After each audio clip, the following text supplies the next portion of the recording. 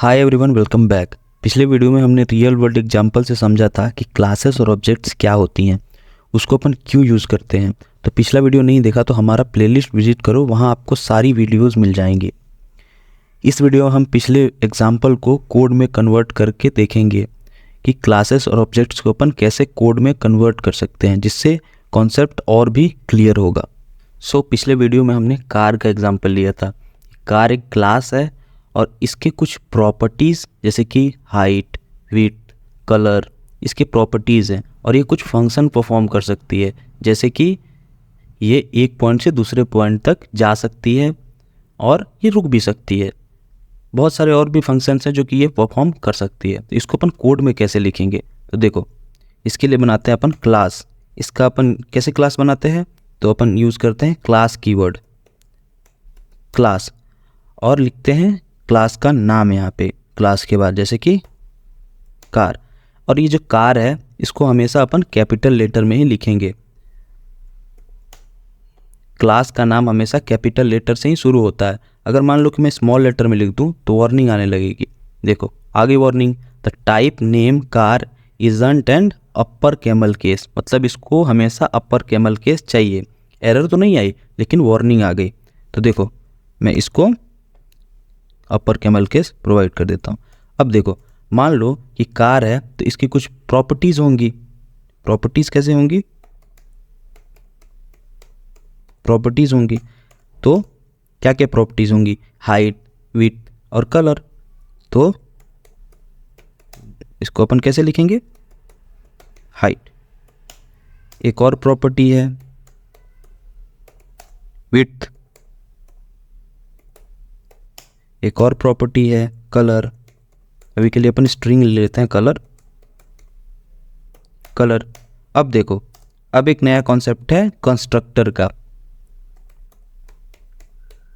Constructor, देखो constructor को अपन पढ़ेंगे नेक्स्ट वीडियो में कि कंस्ट्रक्टर क्या होता है, कितने टाइप्स के कंस्ट्रक्टर हो सकते हैं। अभी के लिए बस इतना जान लो कि कंस्ट्रक्टर का अपन यूज़ करते हैं क्लास के प्रॉपर्टीज़ को इनिशियलाइज करने के लिए। तो कैसे इनिशियलाइज होता है और कंस्ट्रक्टर कैसे लिखते हैं, तो कंस्ट्रक्टर सेम क्लास के नेम से ही अपन लिखते हैं कंस्ट्रक्टर को। कंस्ट्रक्टर और क्लास दोनों का नेम सेम होना चाहिए। तो देखो मैं एक कंस्ट्रक्टर लिखता हूँ कार। ये पोर्शन ना समझ में आए तो टेंशन ज़्यादा नहीं लेना है, क्योंकि आगे अपन इसको डिटेल में देखने वाले हैं, अच्छे से समझ आएगा। तो मान लो कि मैं लिखता हूँ दिस डॉट हाइट। ये दिस डॉट हाइट क्या होता है ये भी अपन समझेंगे। This dot height, this dot width, this dot colour, sorry this dot colour. अब देखो ये कंस्ट्रक्टर हो गया। अब ये क्लास कार क्लास है, इसके कुछ फंक्शनैलिटीज़ भी होंगी। तो फंक्शंस मान लो कि मैं फंक्शन बनाता हूँ। फंक्शन देखा था अपन ने, वॉइड स्टार्ट। स्टार्ट नाम का मैंने एक फंक्शन बनाया यहाँ पे और इसमें प्रिंट करा दे रहा हूँ मैं, print car is running, car is running. अब देखो एक और फंक्शन में बनाता हूँ। मान लो इसको रोकना भी तो होगा, मुझे ब्रेक लगाना होगा। तो मान लो स्टॉप लिखता हूँ, स्टॉप नाम का एक फंक्शन में बनाता हूँ। अब देखो इसमें मैं प्रिंट कर दे रहा हूँ कार स्टॉप्स, कार स्टॉप्स। अब देखो यहाँ पे मैंने बना दिया कार नाम का एक क्लास जिसकी ये प्रॉपर्टीज़ हैं और ये सारे उसके फंक्शनैलिटीज़ हैं। अब ये कंस्ट्रक्टर क्या है कि जैसे ही अपन क्लास का एक ऑब्जेक्ट बनाएंगे, तो जैसे ही ऑब्जेक्ट बनाएंगे सबसे पहले कॉल क्या होगा, कंस्ट्रक्टर होगा। कंस्ट्रक्टर पे ही अपन आते हैं, उसके बाद से क्लास की सारी चीज़ें एग्जीक्यूट होनी शुरू होती हैं। यहाँ पे अपन कंस्ट्रक्टर नहीं भी लिखें तो एक डिफ़ॉल्ट अपने को दिख नहीं रहा है, लेकिन एक कंस्ट्रक्टर डिफ़ॉल्ट बना हुआ है। जैसे ही अपन कॉल करेंगे ऊपर से मेन से, जैसे ही कोई ऑब्जेक्ट बनाएंगे तुरंत अपन इस कंस्ट्रक्टर पे सबसे पहले आते हैं। अपन नेक्स्ट वीडियो में कंस्ट्रक्टर को डिटेल में देखेंगे। तो चलो ऑब्जेक्ट बना के देख लेते हैं अपन। तो मान लो कि मैंने एक ऑब्जेक्ट बनाया। कैसे बनाते हैं ऑब्जेक्ट? पहले लिखते हैं क्लास का नाम कार। अब इसका एक ऑब्जेक्ट वेरिएबल, इसमें ऑब्जेक्ट स्टोर होगा, तो obj1। अब देखो obj1, अब अपन न्यू का यूज़ कर सकते हैं जावा जैसा। जिसने जावा पढ़ी हो उसको अच्छे से समझ आ रहा होगा कि मैं क्या कर रहा हूँ। तो न्यू कीवर्ड का अपन यूज़ कर सकते हैं, न्यू कार। अब देखो जैसे ही मैंने यहाँ पे कार लिखा तो ये है कंस्ट्रक्टर जो कि अपन ने यहाँ पे लिखा था। अगर यहाँ पे मैं कंस्ट्रक्टर नहीं भी लिखता तो एक डिफ़ॉल्ट कंस्ट्रक्टर होता जिसमें ये कुछ नहीं होता, लेकिन मैंने यहाँ पे कंस्ट्रक्टर डिफ़ाइन किया है तो इसमें मैंने हाइट, विड्थ और कलर लिख रखा है। तो मेरे को यहाँ पे हाइट, विड्थ और कलर देनी पड़ेगी। तो मान लो मैंने इसका हाइट दिया 12, विड्थ दिया मैंने 20, ठीक है, और कलर मैंने दे दिया ब्लू, कलर दे दिया ब्लू। अब देखो मैंने बोला था कि क्लास एक फॉर्म जैसा होता है। मैंने पिछले वीडियो में बताया था क्लास एक फॉर्म जैसा होता है, खाली फॉर्म। तो मान लो कि ये खाली फॉर्म है अपना, ये पूरा खाली फॉर्म है।